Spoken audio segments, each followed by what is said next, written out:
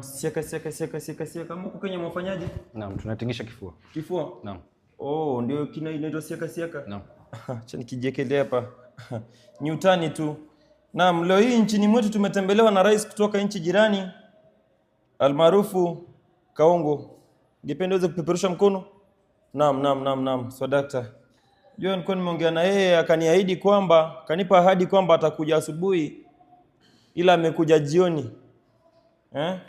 Nashangaa hadi masaa ni kitu cha kudanganya mtu. Si kitu cha kudanganya mtu. Naam, nimembana hapo hivyo chooni nikaongea na yeye kuhusu hawa watoto ambao wanatusumbua. Wanaitwaje wale? Gen Z. Naam, Gen Z.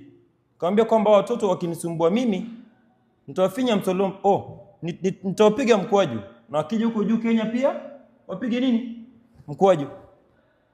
Ama nipe kamnyeso.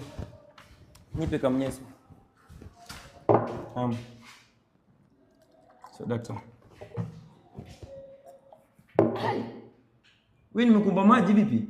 Umeomba kamnyeso mama. Umeomba kamnyeso. Nasikia hii ni chaguo la mwendaji. Chaguo la mwendaji, yani hunter's choice. Hapana. Hii ni tunakunywanga KC huko Kenya. Huko mnakunywa KC? Hapa sisi kwetu Tanzania tuna TC.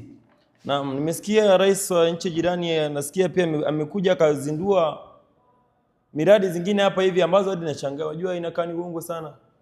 Nasikia anazinduaje mradi hapa hivi, amevusha uongo toka nchi jirani, akavuka boda akaileta hapa hivi. Nashangaa sana.